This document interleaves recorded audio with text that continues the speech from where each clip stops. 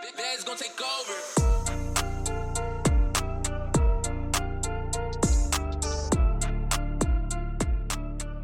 They don't want us to have a bigger pool than Kanye. What the fuck is up, Pump Cover Nation? Welcome back to another episode of, you guessed it, Pump Covers. What's up, Vince? What's going on? Happy New Year's, you filthy animals. All right, as you guys know, if you're listening to this, it is currently a Monday, and New Year's is just around the corner. And slow your roll. We're not going to be talking about New Year's resolutions yet. We are actually talking about the effects of an injury on your workouts, how to address and go about injuries when working out.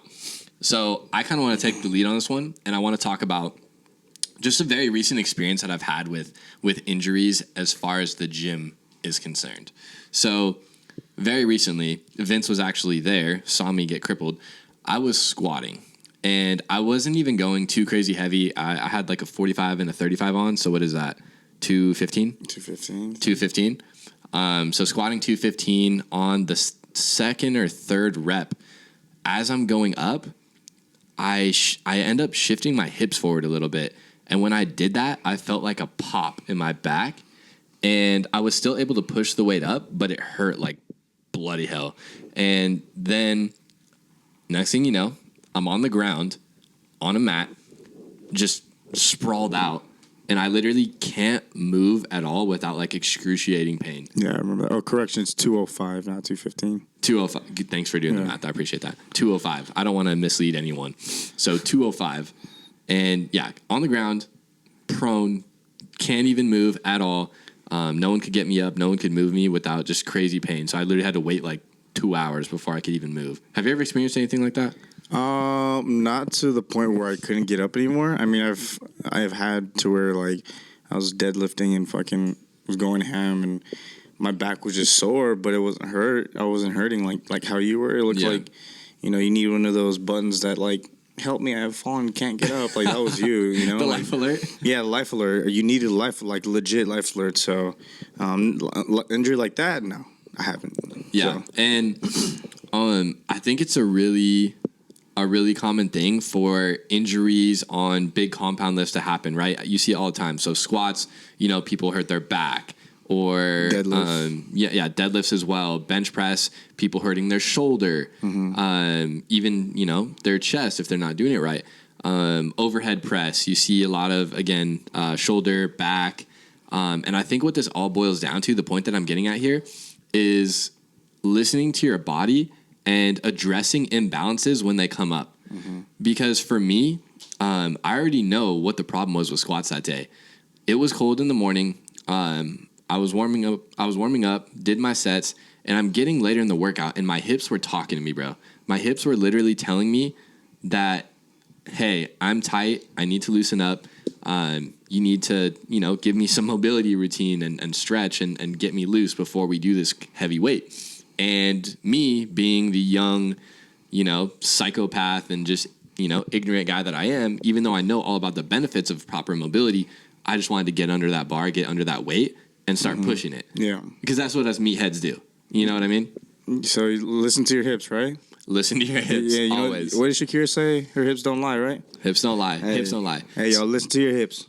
So the thing is, like, when your body's talking to you, you need to listen to it. So what I mean by that is, if you feel tightness in your hips, get off of under the squat rack, go do some mobility work, open up those hips before you even think about getting under the squat.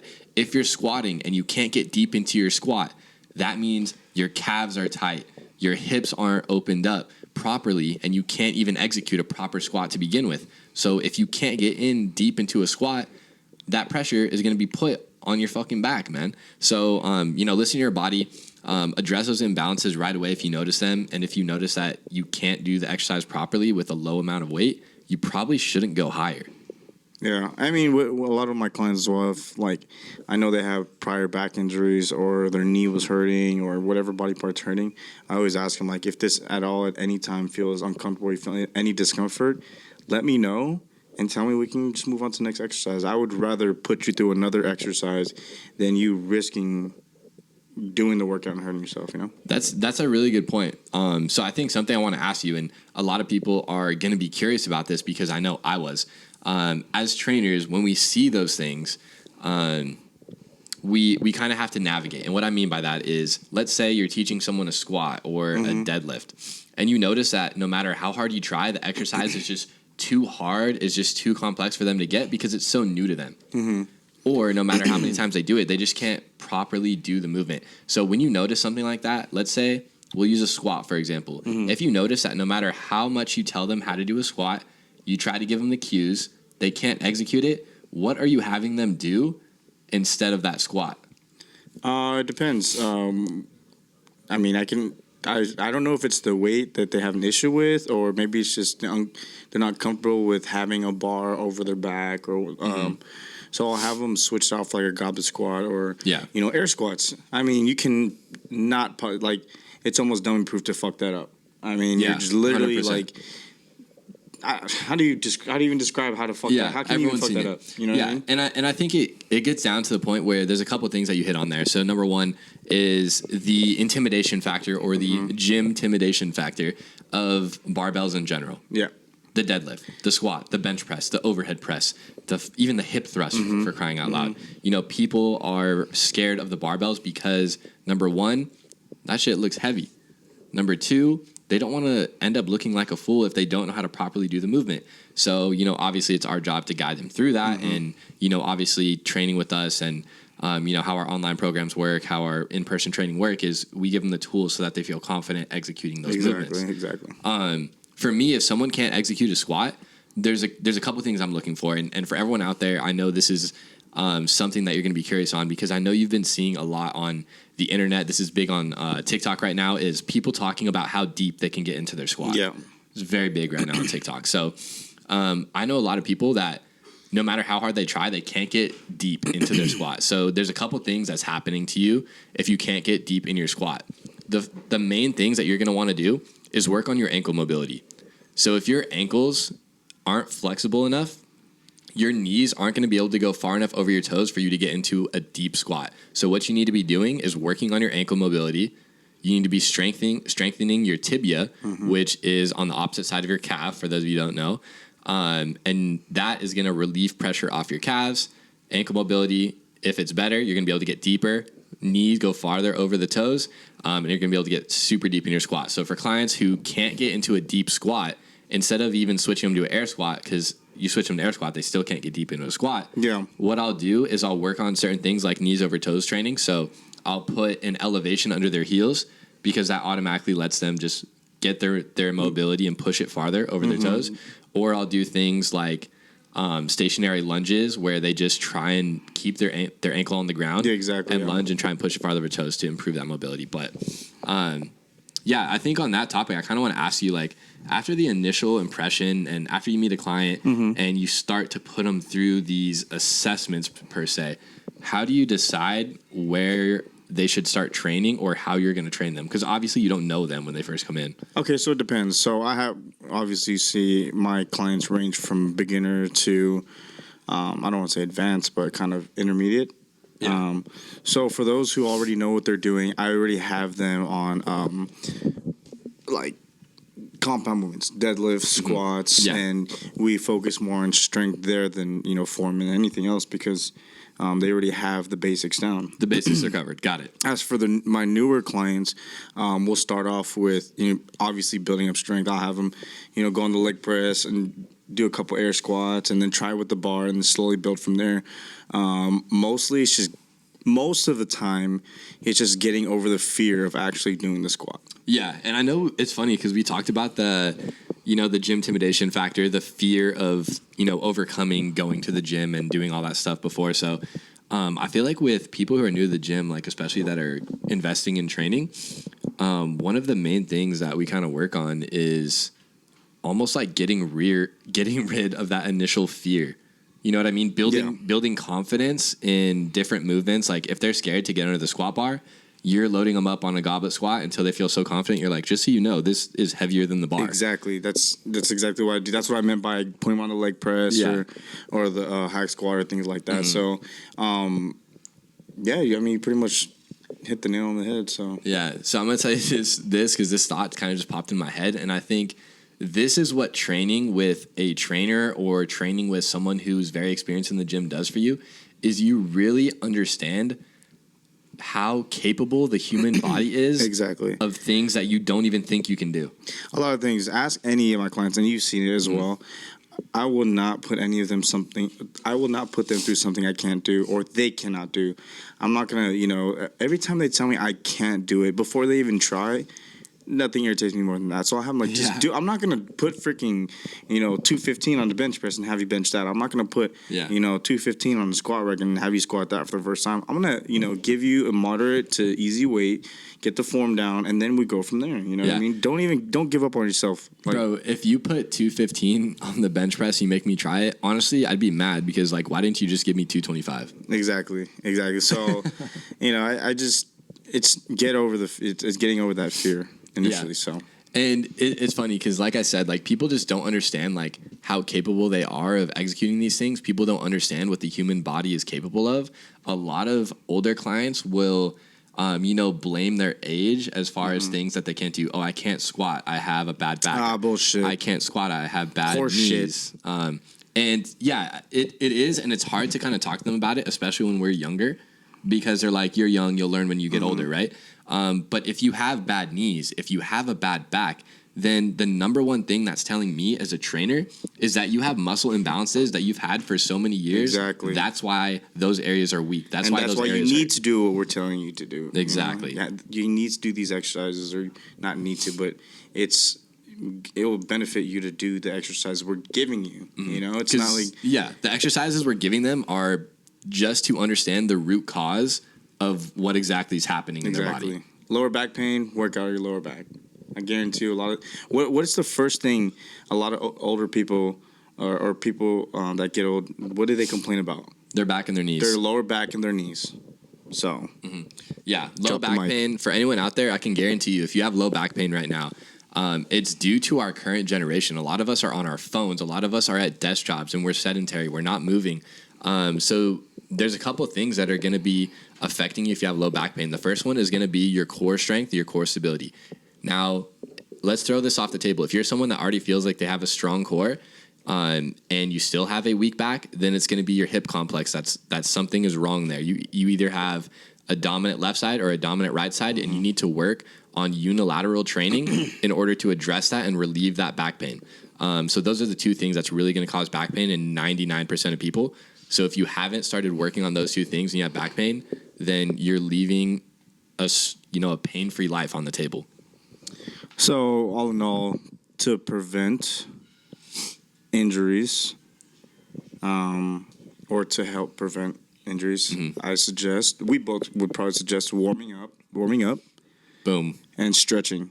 Yep, warming up and a proper mobility routine goes a long way. And resting your body, 100%. Listen to your body. Yep, overtraining is just as detrimental as not having warm up and mobility training. And like I said, even for me, I fall victim of skipping my warm up and my mobility training at times because I'm ignorant, I'm young, and I think I can get away with it. But after that scare that I had with my back, luckily it was just a pinched nerve. I don't skip that shit anymore because I'm literally scared that that's gonna happen again. So with that being said, guys, now we are going to transition on exactly what you guys thought we were talking about because it's time for the juice. The juice. All right. So, in this segment of the juice, what are we going to be talking about, Vince? We got a few topics we talk about. We talk about the highlights of this year, being thankful for what are we thankful for? Our lessons that we learned. Yeah. So thankful for the lessons. Yeah. And another thing is, what are we looking forward to this next coming up year? Boom. I don't want to put you on the spot. If you want me to go first, I will. But you have any highlights of 2021? Oh, shit. Oh, yeah, he does. That was quick. He's quick to jump. Where do I start? It's like you know how you have a bunch of food on the table and all of it's good? Where do you start? The carbs. The carbs, okay. All right. So the carbs, guys. Highlight of 2021. Why don't you ask me? Let's play a game. Why don't you ask me something, throw it out there, and be like, yeah, you know what? That was a good highlight. I got you. Go. How do you feel about transitioning from working for a corporate company to taking control of your own business and trying to manage it so far this year? How do I feel about that? How did I take that? I fucking love it. Mom, excuse my language, but I fucking love it. I like it better here. Yeah, I mean, 100%. I mean, not just here in this place, but not being robbed. I would say. I felt like when I was at a corporate or when I was at a box gym, it was like I was giving them most of my time, but we got paid shit. You know what I mean? Like, yeah, 100%. Like, why are those guys up there getting paid more than the people who are actually busting their ass? Mm-hmm. Yeah, and I totally feel you, bro. Dude, I was a trainer in a box gym. I won't say which one because, they're all the same. But, dude, I was working 30, 40 hours a week, and my paychecks were like $200, $300. Jeez Louise. 20 or 30 to 40 hours a week, $200, $300 paychecks. But were you living off of ramen and scrambled eggs or what? What the hell? Close. Fuck. Yeah, and it was tough to navigate that time because I felt like I was putting so much in and not getting what I wanted out of it, which was really weird when you're looking at a job as a career and you see yourself working 40 hours for a $300 paycheck. You're like, how do I scale this? Yeah. You're like, am I about to work another 40 hours for a $600 paycheck? Like, probably not. And that's when I decided to kind of take things into my own hands and, pursue my route of my own business as well. I'm glad you brought that up about transitioning over from a regular box gym to, independent to being an independent contractor. Honestly, it was probably one of the best moves because not only was I making more money or was I actually enjoying what I do, I was able to focus on my bodybuilding career. I mean, you saw me from when I first got here to now. Yeah, 100%. And it really, even though I've been in this industry for a long time, I'm still learning new things every day. So that's another highlight. I'm still learning new things to do for the body every single day. As far as, different exercises, different stretches, different recovery routines, different, meal plans, different ways of cooking meals. I learned a lot from different people here. And it's almost like you're taking bits and pieces from all these people to make better what you have. Yeah, 100%. You know what I mean? And that's a big highlight there. And I really feel like this was a good year for me business-wise, but I feel like next year's going to be even better now that I have a lot of resources and tools that I took from or that I've learned from a lot of the other people this year. Am I a resource? Oh, yeah, 100%. Let's go. Let's 100%. All right, yeah. I think a lot of people wonder if working for yourself as a personal trainer is so amazing, why aren't all these personal trainers doing it? And the answer to that, my answer is, unless you're truly confident in the results you provide, unless you're truly confident in yourself to go out and make connections and provide the opportunity for you to change someone's life, then you really won't be successful in this business because you're responsible at the end of the day for everything you have. And at a box gym, at a corporate gym, if something goes wrong, then it's not on you, it's not on your name, it's on the corporation's name. And it's a lot less pressure that way. And I think some people just don't thrive under pressure like that. And that's something that we both kind of do really good at, is thriving under pressure. Yeah, I mean, let me also, a few highlights, just bullet points. My bodybuilding show was one that happened this year. Number 2, Driven Collective. Everybody, Driven Collective is up and coming. Look out for that. What else? What else is a great highlight? Fucking Pump Covers is on fucking Apple and Spotify. What is up, everybody? And YouTube. Fuck, man. Oh yeah, man. And about the highlights, I don't want to sound like a broken record, but I would definitely say like making a bigger step to kind of expand my business this year was definitely a highlight. But if we're talking on a different level, I think I would say the amount of work that I've put into different relationships in my life, I think has been a highlight because I've been able to see myself really grow from that, because you learn a lot about yourself when you put yourself out there and you kind of make deeper connections with your friends, with your family, and just people in general. And I honestly, a highlight is just my growth this year. Yeah, 100%. I agree. Ditto is what they say now, right? Yeah, it's funny because I think that topic literally just covered the first 2 bullet points, is the highlights of 2021 and the lessons we're thankful for. Well, also, I'm also thankful for the lessons, and I'm just thankful for all the people who are still there by my side. Everybody. I'm not gonna say any names, but all the people who are still there, the good and the bad. Just because, without you guys, I wouldn't be where I am today. I mean, Got you, boy. We can always be. Hey, we can be good, but we can always be better. You know what I'm saying? From good to great, baby. Exactly. All right. So the last thing I want to kind of close on is what am I looking forward to in the new year? And this is something that every year towards the end of the year, I make a vision board. And it's something that I really take pride in and, really try to execute and think about it in full, because if I can't see myself where I'm going to be, then I feel like I'm not going to get there, because visualization is something that I talked about in the last podcast that I take really seriously. So that vision board is my vision for me. And waking up in the morning, the reason I'm only able to do one alarm is because I put that vision board right in front of my bed. So I see it when I wake up. And I know that if I press that snooze button, then I'm pressing snooze on my vision. I'm pressing snooze on my goals. That's how I think about it.